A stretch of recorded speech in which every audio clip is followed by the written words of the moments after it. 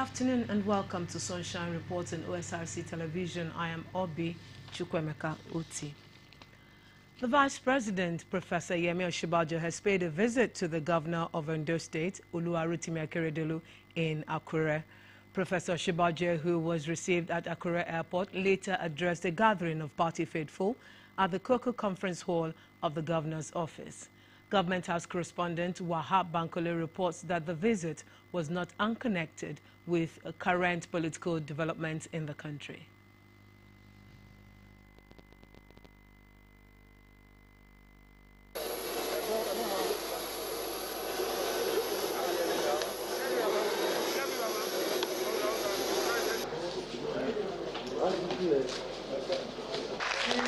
Very pleased with us.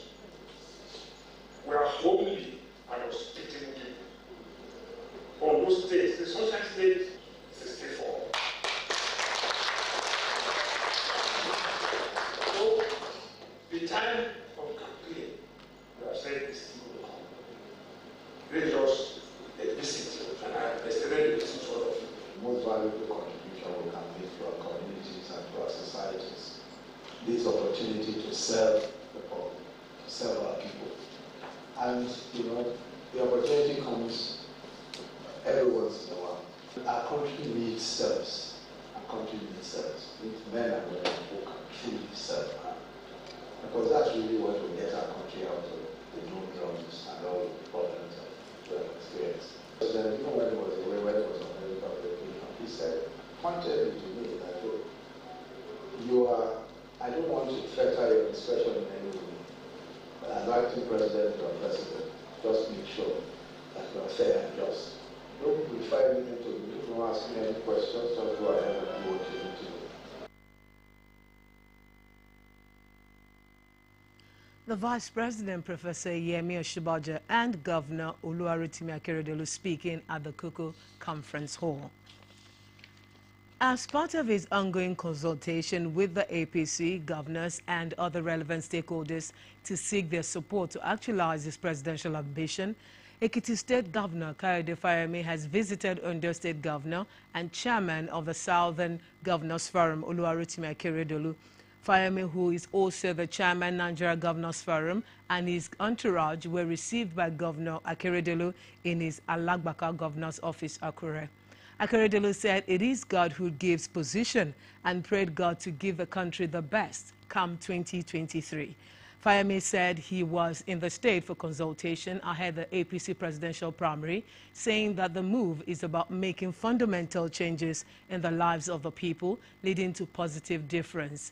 He, however, disclosed that he is not a presidential aspirant, but still consulting with relevant stakeholders. He solicited the support and prayers of all to realize his ambition, saying the project is a collective one.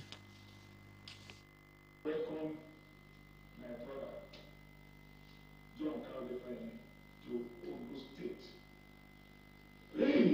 He's traveled, he's visited so many governors.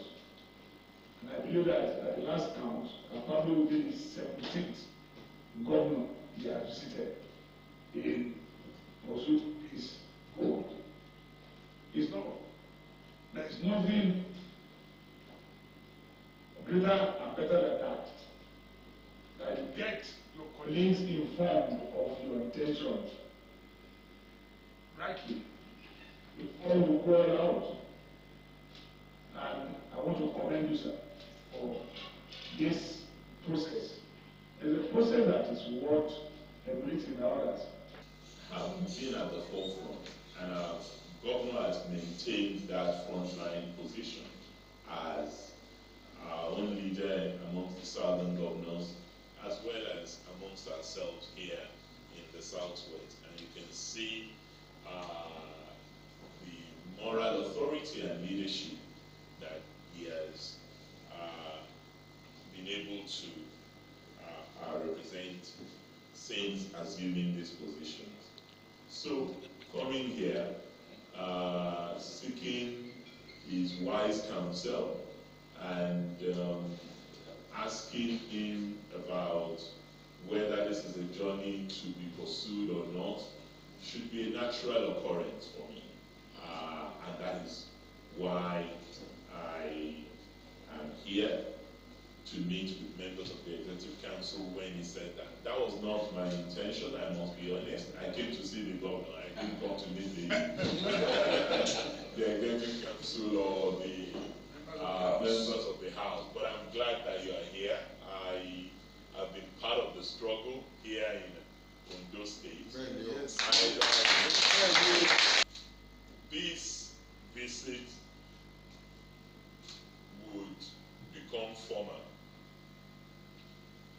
It is a consultation. If I get a positive result, and I must say, all the 16 of my colleagues that I have visited, they are solidly for this project.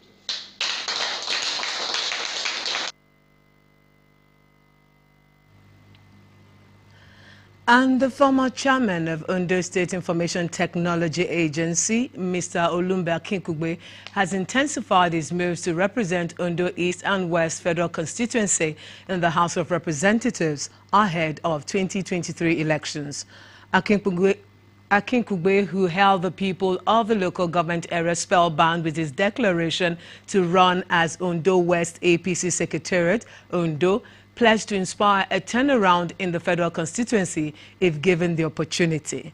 Joy Pius, who witnessed the declaration, reports that Mr. Akinkugbe had earlier crisscrossed Ondo East local government area for a similar purpose.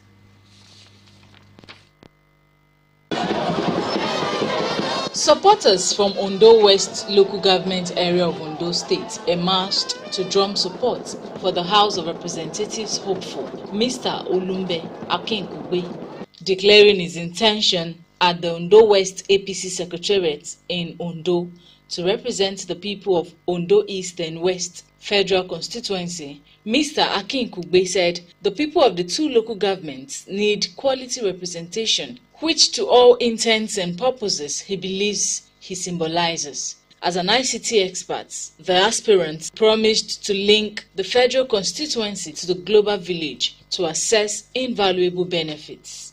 It is well thought out, it is well processed. It is something that actually deals with sustainable empowerment, not just empowerment for the sake of it. We're talking about teaching people how to face, not just giving them face.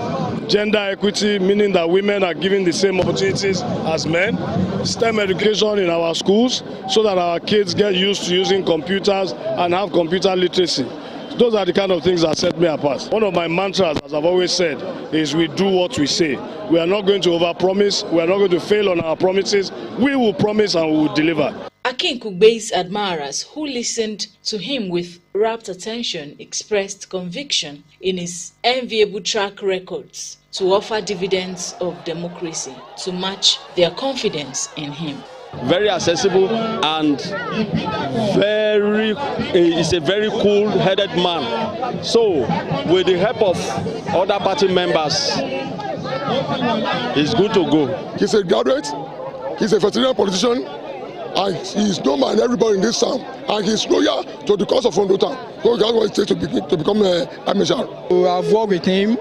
He's a man of integrity, straightforward. I think is a change that we need in Ondo here. They called on residents of both local governments not only to rally but to also mobilize support for Mr. Akinkugbe to breast the tape of electoral success so as to solidify the development base of the federal constituency. Joy Pius, OSRC News. Now talking health. A renewed call has been made on the need to urgently scale up innovation and the deployment of new tools in the fight against malaria. At an event to mark this year's World Malaria Day, stakeholders said all hands must be on deck to ensure a malaria-free society. Omoshilola Desoyajayi reports that the Ondo State Primary Healthcare Development Agency organized a sensitization program on the prevention of malaria. Malaria remains a significant public health and development challenge as Nigeria, being one of the worst hit countries in Africa, recorded a surge in malaria cases after the outbreak of COVID-19.